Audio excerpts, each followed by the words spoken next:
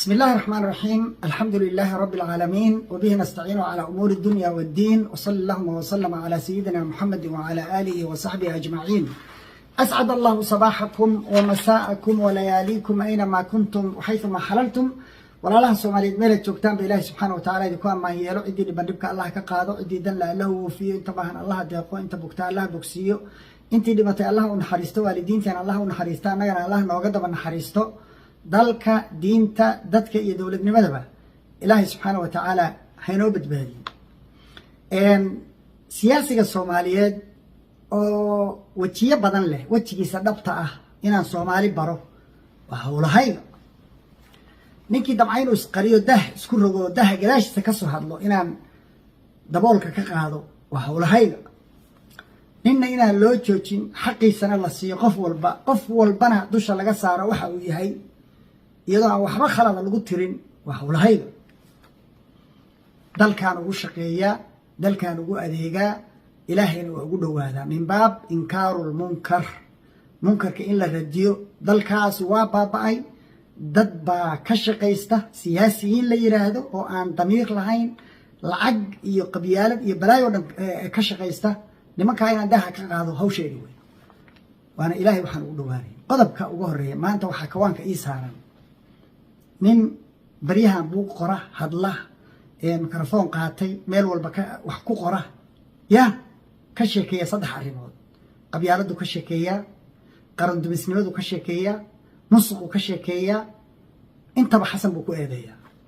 حسن انو انت يهي انك وانا ذا كيس لكن وحين قاد لينا بالخوف كاسي سقع وعبد الرحمن عبد الشكور ايه بل صدح لها الشيء وحي اسويهين ولا لا مصاحيبا صدح لها الشيء مسوا كلا بري سيدا وهذا ربا انو نقاد عدعيو بري بكيه بلان ديبو علي عبد الرحمن هدو يسوي إلا وي صومالي دا وحالوغو ايديا اني امول تحي دربنا إلوذو سيدي وشيغي الله نحريستي بعد له دربا waxay ilowdaa umuli dihashadeedii عبد الرحمن iyo qabyaalada bal aan assessment ku sameeyno 6 qodob baan ka sheegaya 7 qodob qodobka koowaad عبد الرحمن gurigiisa la weeraray waxa weeraray oo wax dhaweyd u sheegay nin kamid ah labadii nin oo go'aan ka gaaray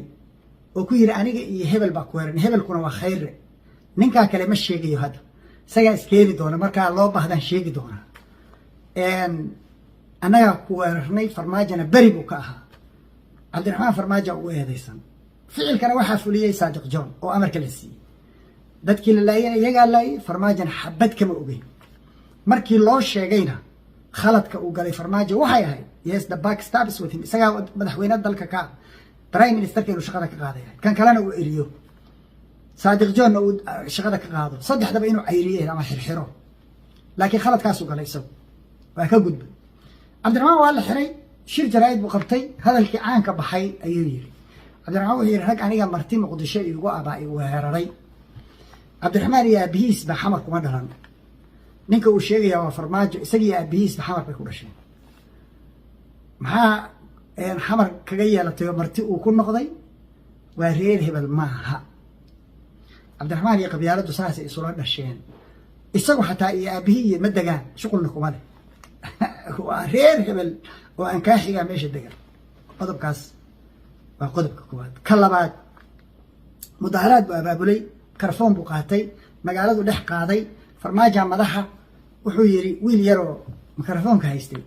baa wuxuu yiri farmaajo madaxweyne ma waa Marixaan Cabdiraxmaan ninkii ka qaban lahaa buu ahaa sixi lahaa dhigila dawladnimada adeersan maaha ninkan Marixaannimo iskuma hayno Marixaan cul lama ahin waxaan isagnaa farmaajo oo madaxweyne ah isma hayno farmaajo Marixaan khaladamin السكوت علامة الرضا مدح عبد الرحمن يا قبيالدي ساسي اسكو yihiin waxa ku xigay mudaharaadkii caanka baxay jilba murux armayuwalatina albaabka naga fura ya عبد الرحمن هذا العام baxay buu yiri بنانك سو استاغي wuxuu yiri xajaar warkiisa ma rabo xasanna waayay xilligii badbaado qaran xajaar warkiisa ma rabo odawaayo warkaaga rabaa inaan maqlo odawaa warkiisa rabaa inaan maqlo qoor ninkay matala warkiisa rabaa inaan maqlo حسين muxuu ahaa rooble waxaan rabaa warkiisa inaan maqlo marka in xuseen wuxuu leeyahay u yasayaa farmaajo saaxiibihi good laawe oo aan bashuqul ku lahayn asagana aan matalin gobolkiisina aan la joogin asna warkiisaan rabaa inaan maqlo waa tolaayay waa ware oo cad inkuu dacwoon lahaa amniga mas-uulka ka ahaa xajaab buu ahaa qabyaalad buu kaga saaray cabdiraxmaan iyo qabyaaladii saasay isku yihiin afaraad cabdiraxmaan xuseen maxamed xuseen rooble iyo farmaajo saaxiiba ninka isku diray oo dhex galay oo saa u walaaqay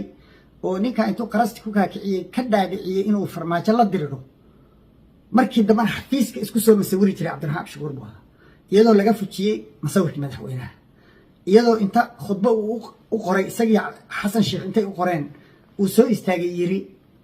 farmaajo madaxweyne maaha anaa dalka madaxweyne ka ah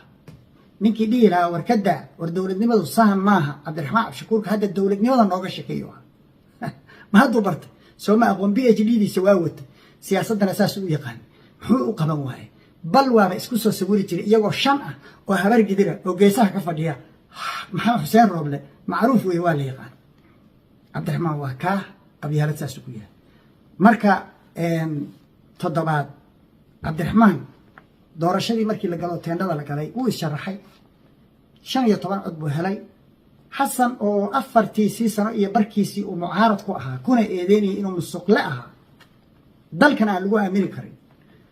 ayuu codkii ka siiyey isagii farmaajo markay isu soo hareen uu ugu shubay waay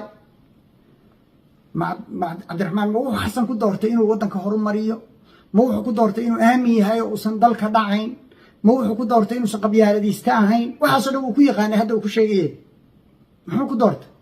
wixii uu ku doortay waa uu yaqaan cabdiraxmaan annaguna waa kula garanay waa naqaanay qabyaalad bay ahayd farmaajo kula qabiil maaha ninkaas kula qabiil baa inta kaliya kaga dooratay ee farmaajo 1 milyan oo jeer ka fiicnaa ninka aad dooratay qabyaaladda indhaha ku tirtay marka maana hadda igu sheekeynaysaa qabyaalad shuqul kuma lihi intelligence-gayga ha ku ciyaari qodobka intaa markaan ka iraado qodobka labaad ee ishiga waa musuq cabdiraxmaan wuxuu ku eedeeyaa musuq inuu yahay xasan dalkiina uu leefay hadal caan baxay buu yiri oo xasan ka xanaaqay wuxuu yiri waa soo noqon doona hadalkaas musuqa iyo cabdiraxmaan balaan isu fiirin iskaandalkii qarniga ceebtii ugu weyneed qarniga dhacda iyo khatartii ugu weyneed oo Soomaalidu soo marto